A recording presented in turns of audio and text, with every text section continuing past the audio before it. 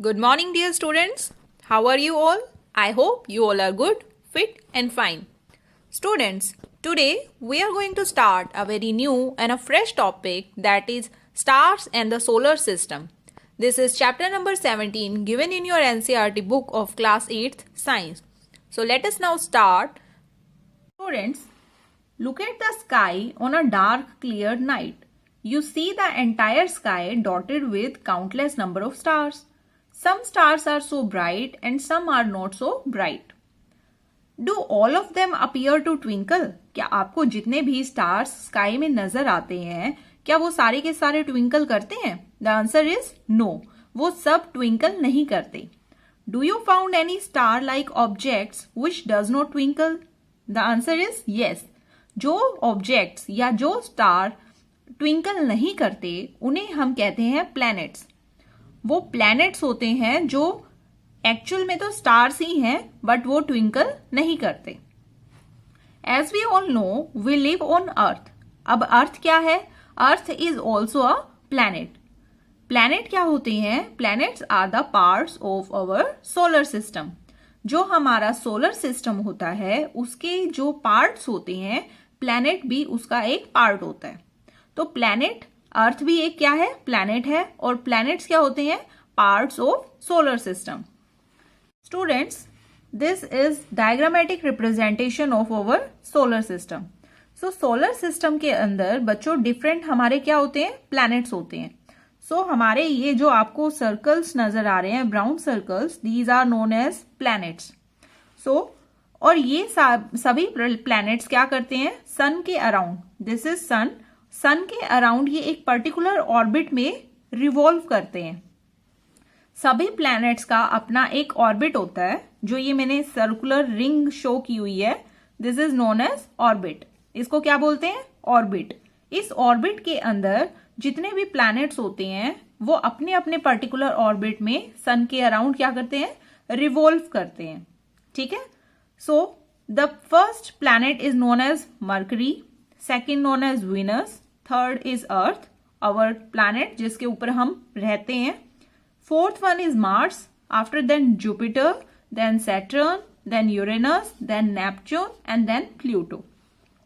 अब जो बच्चों ये प्लूटो प्लैनेट है, ये पहले हम इसे कंसीडर करते थे कि ये एक प्लैनेट है, but now we not consider it as a planet, क्योंकि जो इंटरनेशनल एस्ट्रोनॉमिकल यूनियन होती है, IAU, उन्होंने बच्चों इसको अब प्लैनेट कंसीडर करने से मना कर दिया है, क्योंकि जो उनकी प्लैनेट की डेफिनेशन होती है उसमें ये फिट नहीं आता.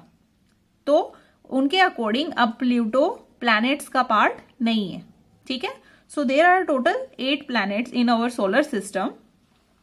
और इन प्लैनेट्स के अलावा बच्चों हमारी जो अर्थ है, अर्थ के अराउंड एक और नेचुरल सैटेलाइट होती है जिसे हम क्या कहते हैं? मून. सो मून क्या है?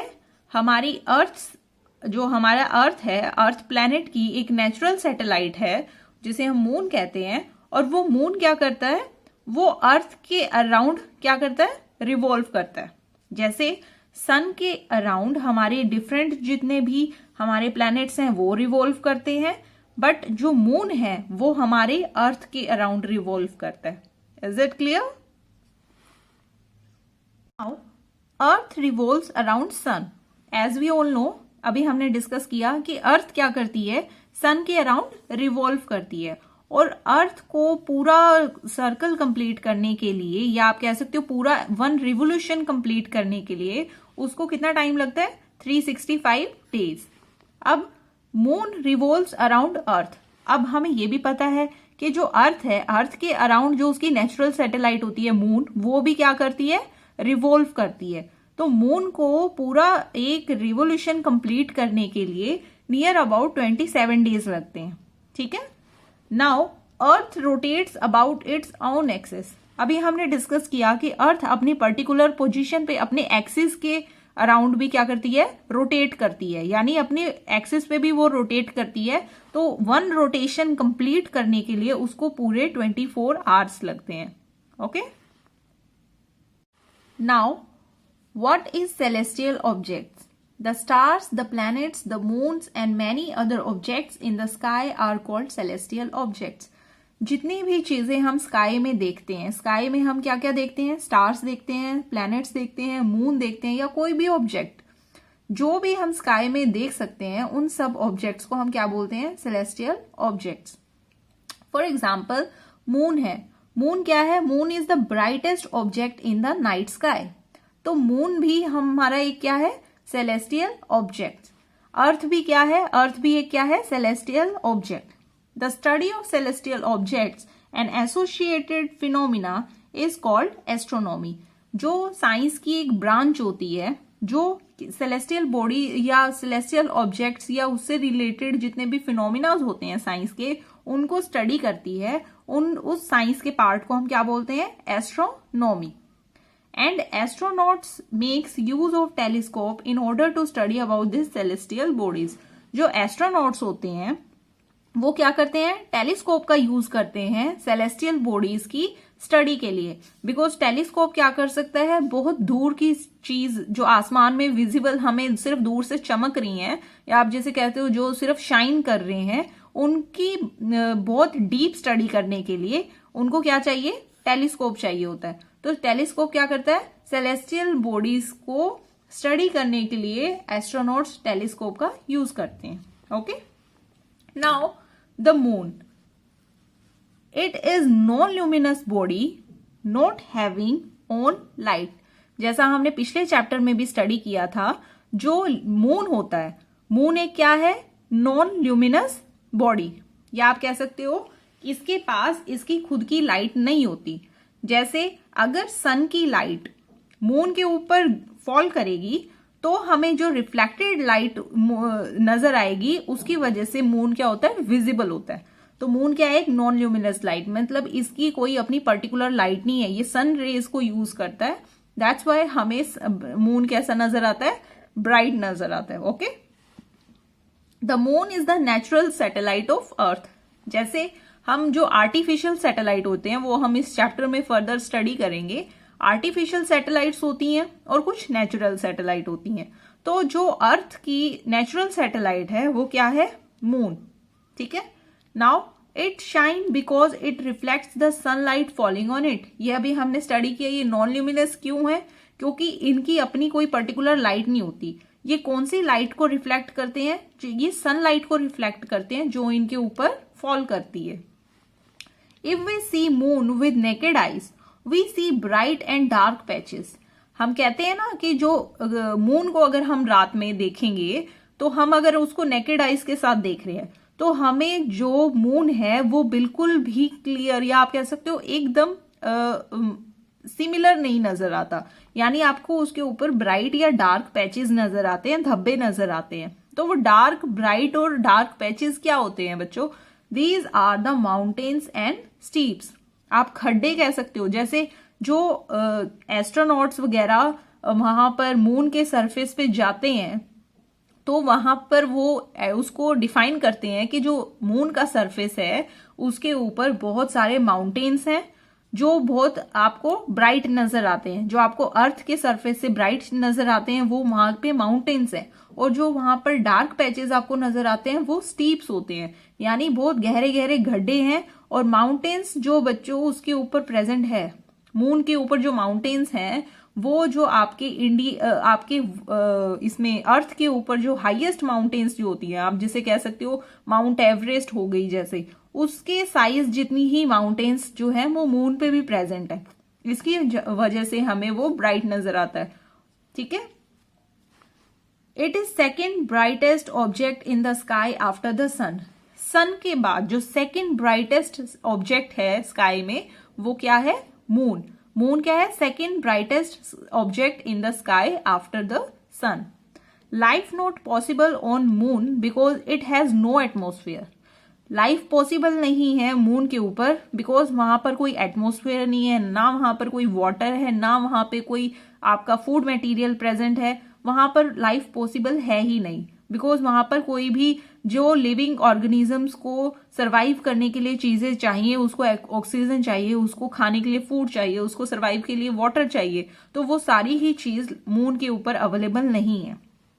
When astronauts landed on the moon, they found that the moon surface is dusty and barren.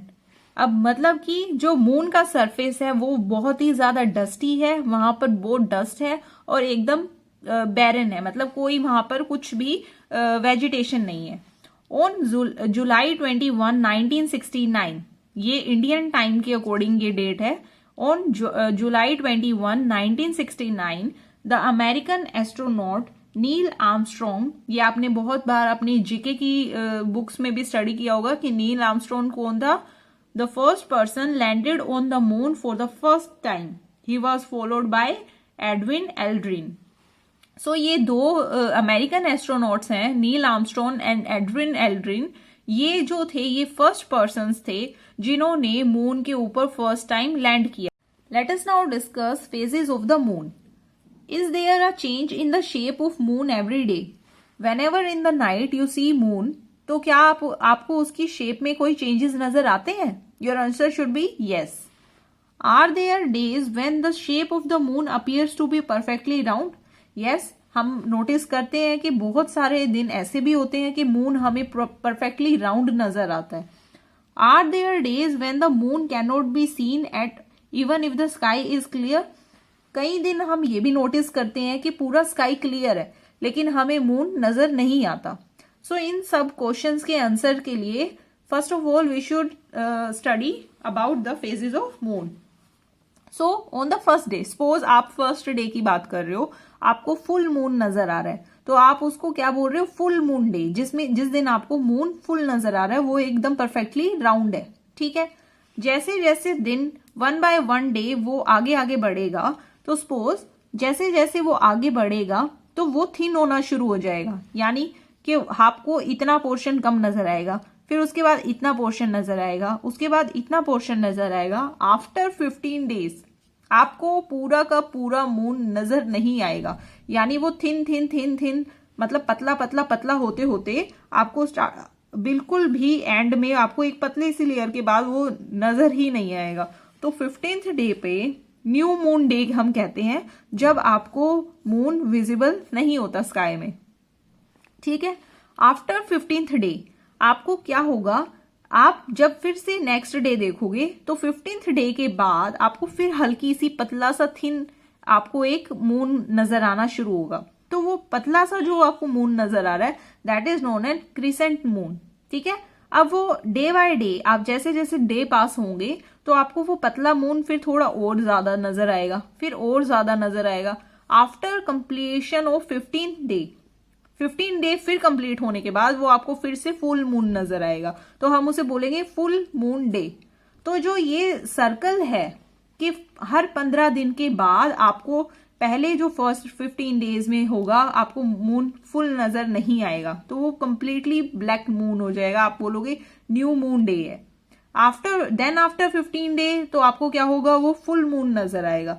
तो ये जो फेजेस होते हैं मून के, जो इसकी ये ट्रांसफॉर्मेशन हो रही है इसके साइज में या आप कह सकते हो इसकी शेप में, कि पहले वो आपको फुल मून नजर आ रहा है, फिर वो आपको 15 डेज के बाद बिल्कुल नजर नहीं आ रहा, आफ्टर 15 डेज बाद फिर वो आपको फुल मून नजर आ रहा है. तो ये जो इसकी शेप में चेंजेस आ रहे हैं मून के, इसको हम बोलते हैं phases of moon. Students, in this picture you can see the phases of moon. आपको इसमें फेजेस नजर आ रहे हैं जो मून के फेजेस होते हैं. सपोज अगर आप 15th डे को देख रहे हो, अगर आप इस कैलेंडर में 15th डे को देखो तो आपको इसमें फुल मून नजर आ रहा है. ठीक है. 15th डे पे आपको फुल मून नजर आ रहा है. The day on which the whole disc of the moon is visible, इसको हम क्या बोल रहे हैं? Full moon day.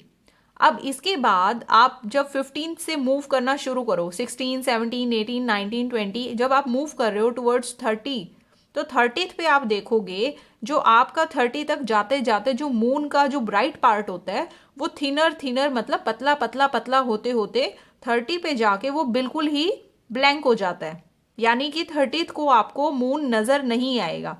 तो उस डे को हम क्या बोलेंगे? New moon day. उसको हम बोलते हैं न्यू मून डे, जिसपे आपको विजिबल नहीं होता मून. ठीक है. अब सिमिलरली आप सपोज करो 30 के बाद फिर फर्स्ट डे आएगा नेक्स्ट मंथ का, तो फिर से क्या होगा, first second third fourth fifth day पे आप देख रहे हो तो साइज फिर से इंक्रीज होना शुरू हो जाएगा। आई होप ये आपको समझ आ रहा होगा कि फर्स्ट डे से 15th डे तक फिर आप क्या देख रहे हो कि साइज जो है मून का वो इंक्रीजिंग ऑर्डर में नजर आ रहा है, यानी कि जो ब्राइटर पार्ट है सन का, सॉरी मून का, वो आपको विजिबल होना शुरू हो जाता है। तो 15th डे पे आप फिर से क्या देखोगे कि सन जो मून है वो पूरा फुल मून नजर आ रहा है। तो ये जो साइकिल है ये रिपीट मोड पे चलता रहता है हर एवरी मंथ। तो इस पूरे साइकिल को कंप्लीट होने में हमेशा 30 डेज लग जाते हैं, 27 to 30 डेज। ठीक है, सो ये क्या होते हैं, different phases of moon. These various shapes of the bright part of the moon as seen during a month are called phases of the moon. अभी जैसे आपने जो ब्राइटर पार्ट मून का देखा कैसे उसकी shape during a month change होती है in the duration of 15 days, तो उस चीज को हम बोलते हैं फेजेस ऑफ मून। अब जो फेजेस ऑफ मून होते हैं plays an important role in our social life. ठीक है, for example we celebrated Diwali on new moon day. New moon day क्या होता है, जिस दिन हमें स्काई में मून नजर नहीं आता, यानी बिल्कुल ब्लैक स्काई होता है, जो हमें मून का कोई भी पोर्शन नजर नहीं आता, उस दिन को हम बोलते हैं न्यू मून डे। तो उस दिन हम दिवाली सेलिब्रेट करते हैं।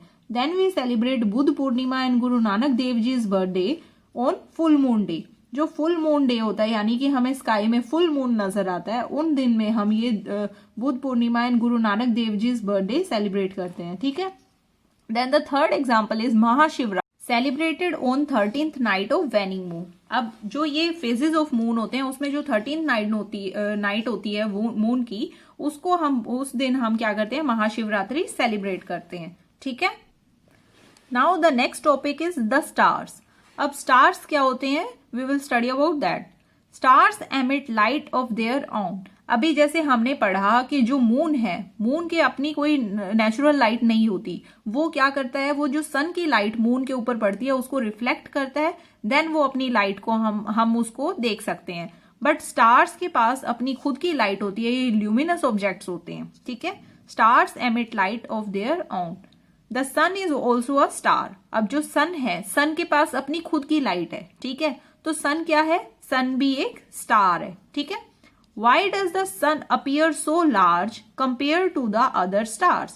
So अब क्वेश्चन अराइज होता है कि अगर सन भी एक स्टार है तो जो स्टार्स का साइज, तो जो नॉर्मल स्टार्स हम स्काई में देखते हैं उनका साइज तो बहुत छोटा होता है, लेकिन sun appear so large as compare to other stars.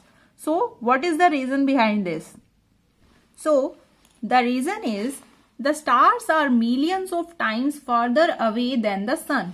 जो सन होता है, सन के जो डिस्टेंस हमारे अर्थ से है उससे भी बहुत ज्यादा मिलियंस ऑफ टाइम्स आप कह सकते हो स्टार्स हमसे उतने दूर होते हैं, फर्दर अवे हैं वो हमसे। ठीक है, the sun is nearly 150 million kilometre away from the earth.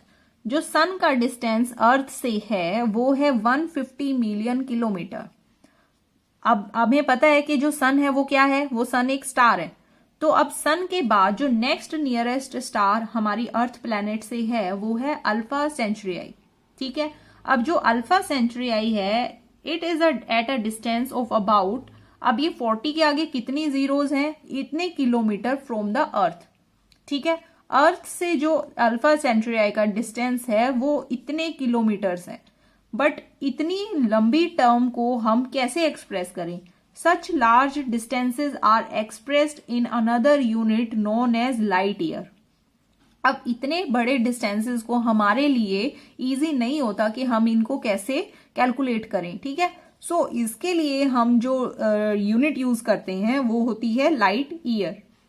It is the distance travelled by light in 1 year.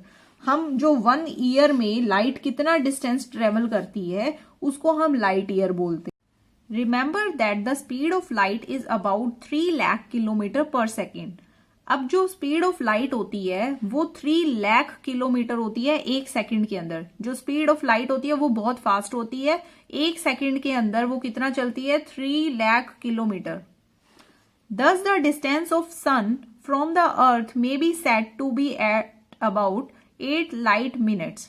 अगर सन का डिस्टेंस अर्थ से देखें पहले हम सन का डिस्टेंस जब देख रहे थे तो वो कितना था, 150 मिलियन किलोमीटर। लेकिन अगर हम उसको लाइट ईयर्स में कन्वर्ट कर दें तो वो सन का डिस्टेंस अर्थ से कितना हो जाएगा, 8 लाइट मिनट्स। ईयर्स की बात नहीं हो रही, मिनट्स की बात हो रही है। The distance of Alpha Centauri is about 4.3 light years. जो हमारे लिए क्या हो रहा था, बहुत ही कन्वीनियंटली हम उसको बोल नहीं पा रहे थे ये कितना है, 40 के आगे कितनी जीरोज हैं, देन हम उसको कितना किलोमीटर काउंट करें। तो अब हम उसको लाइट ईयर में कैसे कन्वर्ट कर सकते हैं, दिस टर्म को हम इजिली कह सकते हैं कि जो अल्फा सेंचुरी का डिस्टेंस है अर्थ से वो है 4.3 light years. Stars are present in the sky during the daytime also. However, they are not visible then because of the bright sunlight. क्योंकि बहुत ज्यादा सनलाइट होती है, बहुत ब्राइट डे होता है, तो ब्राइट डे की वजह से हमें स्काई में स्टार्स विजिबल नहीं होते डे टाइम में। लेकिन अब सनलाइट क्योंकि सिर्फ मॉर्निंग में और आप कह सकते हो डे टाइम में होती है, नाइट में सनलाइट नहीं होती, तो इसलिए हमें स्टार्स नाइट में विजिबल होते हैं।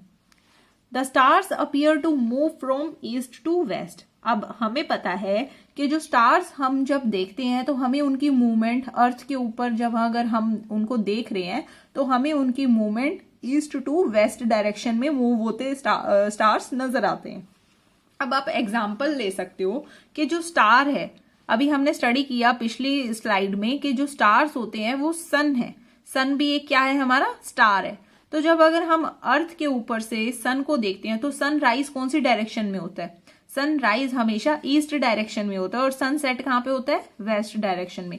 तो इस चीज से हम कंक्लूड कर सकते हैं कि जो सन की मूवमेंट है, यानी कि आपको जो सन की मूवमेंट शो हो रही है तो वो आपको किस डायरेक्शन में मूव होती नजर आ रही है, ईस्ट टू वेस्ट। सिमिलरली अगर if stars appear to move from east to west, it means the earth rotates from west to east on its axis. अब फॉर एग्जाम्पल आपको पता है कि हमें एक्चुअल में सन कभी भी रिवॉल्व नहीं कर रहा, एक्चुअल में सन अपनी पोजीशन चेंज नहीं कर रहा, अर्थ है जो रिवॉल्व करती है अराउंड सन। अर्थ क्या करती है, सन के अराउंड रिवॉल्व करती है। और अर्थ का एक और काम है, वो अपनी पर्टिकुलर एक्सिस पे भी रोटेट करती है। तो जब अर्थ रोटेट कर रही होती है तो वो अगर मान लो सन इस डायरेक्शन में हमें नजर आ रहा है तो अर्थ ऑटोमेटिकली इस डायरेक्शन में मूव हो रही है। तो हम कह सकते हैं कि earth rotate from west to east on its axis.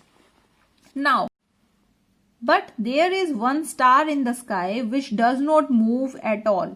अब बाकी सभी स्टार्स हमने बोला, जैसे अभी हमने बोला सन मूव करता है या बाकी कोई भी स्टार है, वो सब मूव करते हैं from east to west. But there is one star, वो कभी भी मूव नहीं करता, that is the pole star. उसका क्या नाम है, pole star, which is situated in the direction of earth axis. It does not appear to move. वो कभी भी हमें मूवमेंट शो नहीं करता, यानी कि वो कभी भी हमें मूव होता नहीं नजर आता। जो उसकी एक पर्टिकुलर पोजीशन है एटमॉस्फेयर में, आप कह सकते हो स्काई में, वही उसकी पर्टिकुलर पोजीशन सेम रहती है। Students, in this picture you can see a pole star and the earth. जो आपको अर्थ के इन बिटवीन ये एरो, वाइट एरो नजर आ रहा है, this is the axis of the earth. The pole star lies close to the axis of the rotation of the earth. जो earth की रोटेशन के लिए एक्सिस है उसके पास ही, नियर बाय, उसके क्लोज एक पोल स्टार प्रेजेंट होता है। सो बिकॉज वो पोल स्टार उसके एक्सिस के नियर बाय है, दैट्स वाई वो हमें कभी भी पोल स्टार मूवमेंट शो नहीं करता। ठीक है, there is actually a pole star which is situated in the direction of earth axis. It does not appear to move. यही रीजन है कि आपको पोल स्टार हमेशा सेम डायरेक्शन में एक ही पोजीशन पे नजर आएगा इन द स्काई। अदरवाइज बाकी रिमेनिंग जितने भी स्टार्स होते हैं वो आपको हमेशा मूवमेंट नजर आएगी उनमें। Students, this is all for today. The rest of the chapter we will discuss in our next video. Up to then, please do read this chapter from your NCERT and complete all your pending worksheets on time. Along with this video, I will share with you a worksheet. And if you found any problem related to this portion, then you can contact me on my WhatsApp number. And आप ये अपने doubt session में भी clear कर सकते हो. So, thank you students. Have a nice day.